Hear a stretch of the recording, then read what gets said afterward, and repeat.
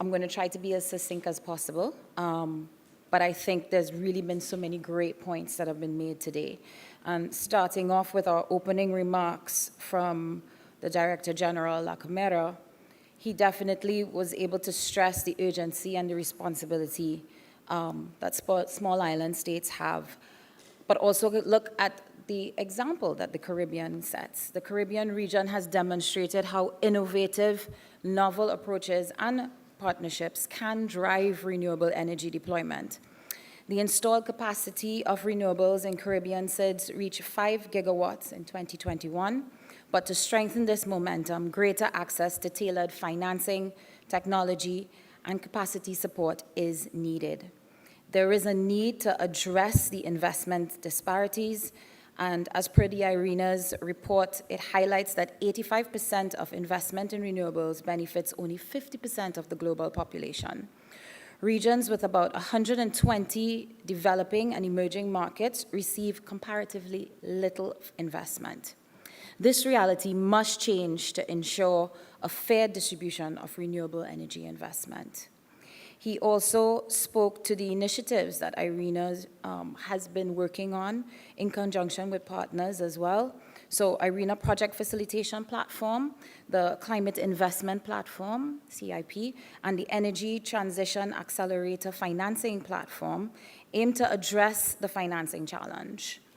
The Energy Transition Accelerator Financing Platform has already received pledges nearing $1 billion, set to scale approximately 1.5 gigawatt of renewable energy projects globally by 2030. The goal is to enhance SIDS capabilities in developing bankable proposals, facilitating efficient financing, and supporting stronger project portfolios for investment and lenders. He also stressed about the collaborative efforts and mentioned working alongside partners such as Oasis, SIDS Doc, 5Cs, CCRE, to work with Caribbean SIDS in enacting their NDCs, building capacity, and fostering knowledge sharing. He also highlighted the COP28 initiative, where IRENA and the government of the United Arab Emirates are mobilizing support for a USD 1 billion initiative on empowering lives and livelihoods, renewables for climate action.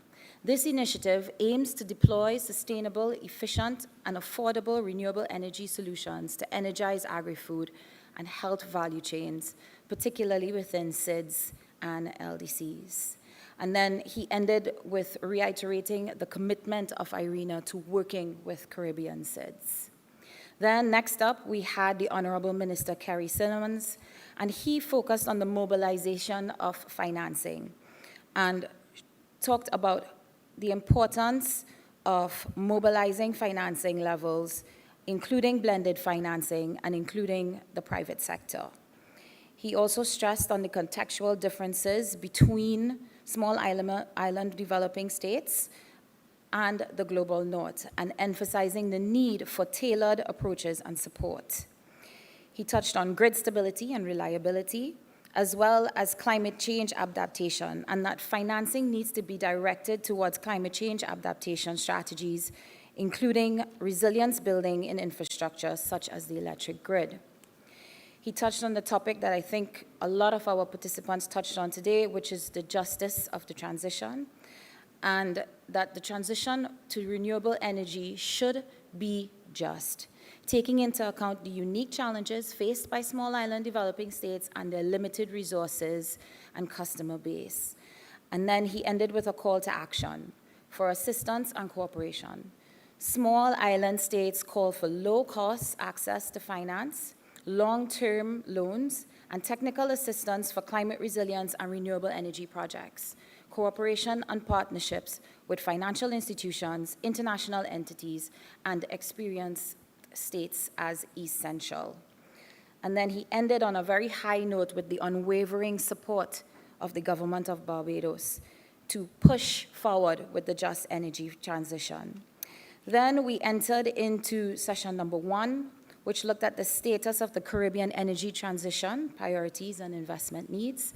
And there we saw the importance of a fit-for-purpose regulatory framework and financing the importance of unlocking private sector potential, for example, through the de-risking of projects, strategic alignment with national goals and realities, the need for scaling interventions and aggregation as a critical component in accelerating the energy transition. In session 2, creating an enabling framework conducive to energy transition investments in the SIDS, there was a focus on the adequacy of the regulatory framework and the requirements needed to enable such. An enabling framework that is in alignment with private sector investment opportunities and the public good is critical.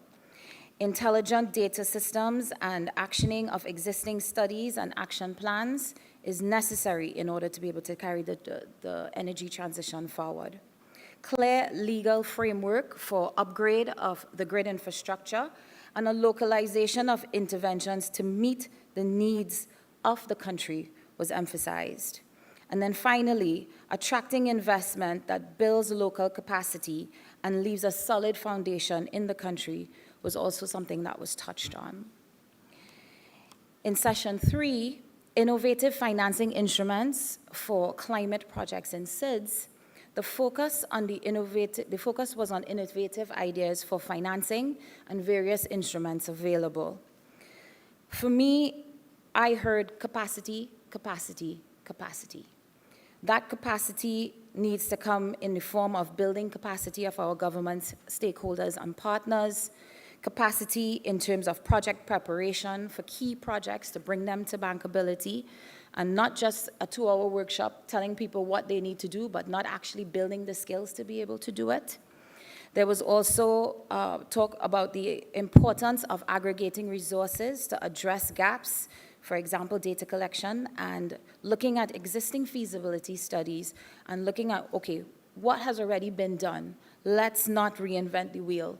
Let's look at what gaps can be filled by aggregating our resources across the various stakeholders and agencies.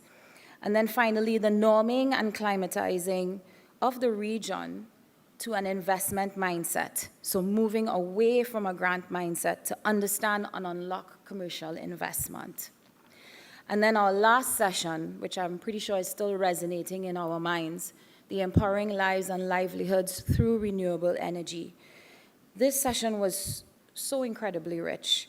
So I know I'm not going to be able to cover all the points, but some of the points that stood out to me was the need to engage our youth in the shift and to look at energy as part of the curriculum. The need to use education as a tool to activate our green workforce. I also heard the importance of incorporating women on the journey and linking energy to livelihood opportunities. I also took note that women pay back their loans more and faster than men. We do a lot of things more and faster than men, but anyway. Funding that is fit for purpose. Definitely, it was great to hear a commercial bank on stage talking about fit-for-purpose funding and meeting stakeholders where they are with commercial financing for small business stakeholders to make that energy transition. I think one of the points that struck me is that we always talk about education as it relates to all the other stakeholders, but education is also important for the financiers, because he made the point that, you know, back in the day, right? It may have been that loans may not have been approved for renewable energy because the banks didn't understand the landscape. But they took the time to educate themselves about the landscape and then create products and services that met the needs of their customers. And so looking for fit-for-purpose financing also takes into consideration education, not just for youth, women, and other stakeholders within the space, but also for financiers and investment bankers within the region that we operate. I heard that partnerships are incredibly important and that they are needed in order to be able to activate the holistic approach that is needed for a just transition.